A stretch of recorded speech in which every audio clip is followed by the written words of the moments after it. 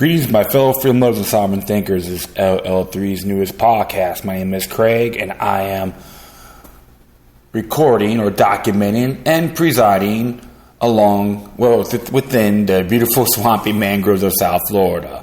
And today I'm going to be narrating an interesting article that was published by the WashingtonTimes.com, and it was sent to me from Judicial Watch, which they're a fantastic organization, and their motto is "No one's above the law."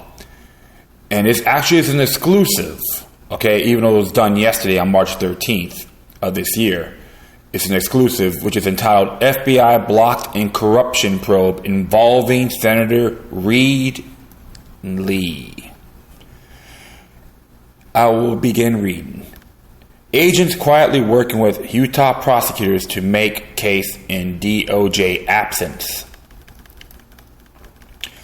FBI agents working alongside Utah state prosecutors in a wide-ranging corruption investigation have uncovered accusations of wrongdoing by two of the U.S. Senate's most prominent figures, Majority Leader Harry Reid and rising Republican Senator Mike Lee. But the Justice Department has thwarted their bid to launch a full federal investigation. The probe, conducted by one Republican and one Democratic state prosecutor in Utah, has received accusations from an indicted businessman and political donor, interviewed other witnesses, and gathered preliminary evidence such as financial records, congressional record statements, and photographs that corroborate some aspects of the accusations, officials have told the Washington Times and ABC News. But the Justice Department's Public Integrity Section, which normally handles corruption cases involving elected figures, rejected FBI agents to bid to use a federal grand jury and subpoenas to determine whether the accusations are true and whether any federal crimes were committed by state and federal officials. The information involving Mr. Reid and Mr. Lee is not fully developed but centers on two primary issues: whether both or either politician sought or received money or other benefits from donors and or fundraisers in connection with doing political favors or taking official actions, whether Mr. Lee provided accurate information when he bought, then sold a Utah home for a big loss to a campaign contributor and federal contractor, leaving his mortgage bank to absorb large losses. There are allegations, but there are very serious allegations, and they need to be looked at by somebody. Sim Gill, a Democrat who was elected chief prosecutor in Salt Lake County, told the Times, if true or even if asserted, they truly should be investigated and put to rest or be confirmed. Spokesmen for both senators denied their bosses engaged in any wrongdoing and said the lawmakers were unaware of the investigations. The investigative efforts have been further complicated by the fact that Mr. Reid worked to get Mr. Lee's chief counsel David Barlow confirmed in 2011 as a U.S. attorney in Salt Lake City. That action, a Democratic Senate leader letting a Republican be named to a key prosecutor's position in the Obama administration, raised many eyebrows and angered some Democrats. Subsequently, the entire office of federal prosecutors in Utah was forced to rescue itself from the corruption case after questions surfaced about a conflict of interest involving one prosecutor and a subject of the probe. After the rescusal, state's prosecutors secured a court order transferring the federal evidence gathered up to that point to their possession.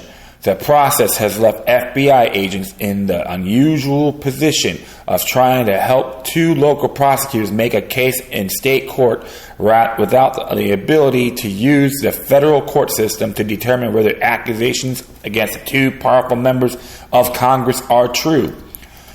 We're just two local prosecutors, but everybody who was supposed to look at this evidence above us has made a decision not to, and by default left it to us to investigate and prosecute at state level, Mr. Gill said. He and his counterparts in the wide-ranging probe, Chief Davis County Prosecutor Troy Rawlings, praised the FBI agents assisting their case for their dedication to finding the truth. State charges sought. The prosecutors said their current focus is pursuing state charges against Utah officials and figures like former Utah Attorney General John Salo. To the dismay of the investigators, the Justice Department declined to prosecute Mr. Salo, a Republican. On Wednesday, a special committee of the Utah legislature concluded that Mr. Salo may have violated as many as 8 state laws on abuse of public office. Mr. Salo compromised the principles and integrity of the office to benefit himself and his political supporters, and he a huge veritable for sale sign on the office door that invited moneyed interests to seek special treatment and favors, the legislative report concluded. Mr. Salo has denied wrongdoing. A senior law enforcement official familiar with discussion among FBI, Justice Department, and state authorities said that after federal prosecutors decide to take the Salo case or pursue the accusations about the senators, a decision was made to pursue justice whatever it could be achieved, even at the state level with FBI agents assisting. The sentiment was that it doesn't matter in the end when it occurs as long as justice is served, the official said, speaking only on the condition of anonymity.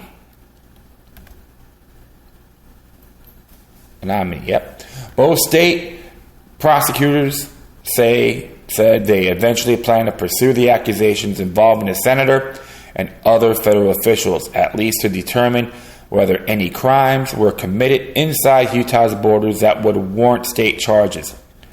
We're sweeping up that information and those items of evidence, said Mr. Rawlings, a Republican. I think it would be unfair to say we are currently investigating Senators Reid and Lee at this time, but we are not going to ignore the scrap of evidence coming in about them. Do we plan on formally turning attention to all the scraps picked up about them? We do plan on that, Mr. Rawlings said.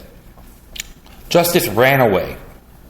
People familiar with the probe said both FBI agents and local investigators have been frustrated for months by the Justice Department's inaction on the initial accusations and evidence against the 2 senators, and those concerned were recently elevated to FBI headquarters.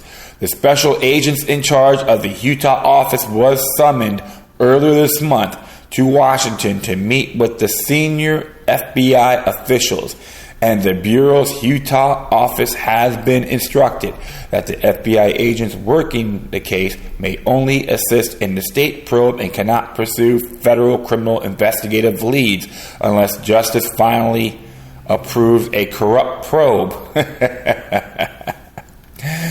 The frustrations have prompted discussions of seeking a special prosecutor who would bypass the Justice Department and U.S. Attorney's Office and evaluate the evidence independently.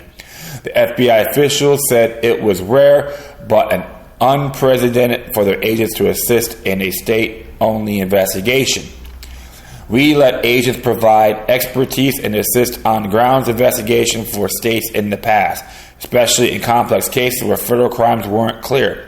A senior FBI official in Washington told The Times, speaking only on the condition of anonymity because the official wasn't authorized to talk to reporters. But in this case, DOJ risks creating the perception of a cover-up rather than let agents use their normal tools and follow the evidence wherever it leads, Republican, Democrat, Senate, or not, the senior FBI official said. Mr. Rawlings criticized the Justice Department for failing to let FBI agents examine the evidence for federal crimes and leaving the matter to state prosecutors with limited jurisdiction. Based upon what we know today, "We were surprised that the DOJ ran away," he said. FBI agents have conducted some interviews in Utah and provided analysts of bank records. But until the Justice Department engages or a special prosecutor is named, the agents are handcuffed from using a federal grand jury to gather evidence. FBI officials requested Justice Department permission last year, but was turned down in August, officials said. Influencing peddling claim. One focus of the investigation is on the allegations by federally indicted businessman Jeremy Johnson, who said he was asked by Mr. Salo and others intermediaries to route hundreds of thousands of dollars in campaign contributions and consulting payments to an associate of Mr. Reid and other companies in hope that the senator would intervene on two matters. The first was a dispute that Mr. Johnson was having the Federal Trade Commission, which led to a fraud lawsuit against him. Mr. Johnson said he was instructed by intermediaries,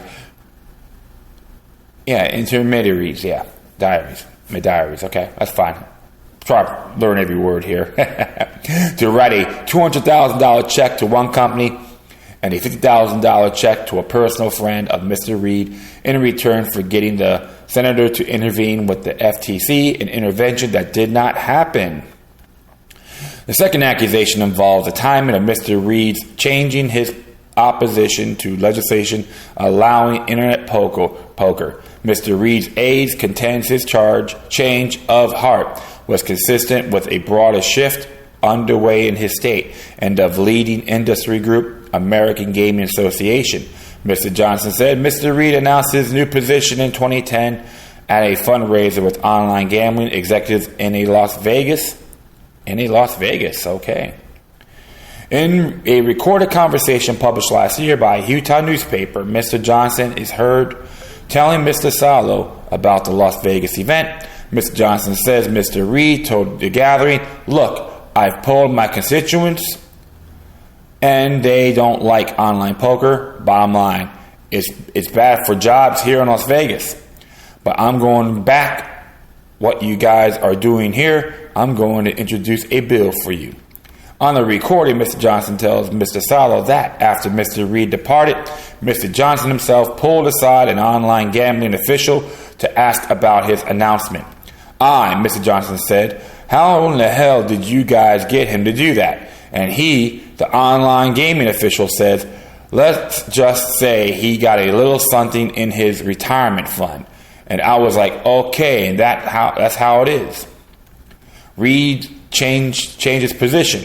Mr. Johnson said in the recording that he was instructed to intermediaries to route a 7-figure check to a company on the West Coast. Mr. Reid introduced online poker legislation 1 month after his re-election in a closely contested race in 2010.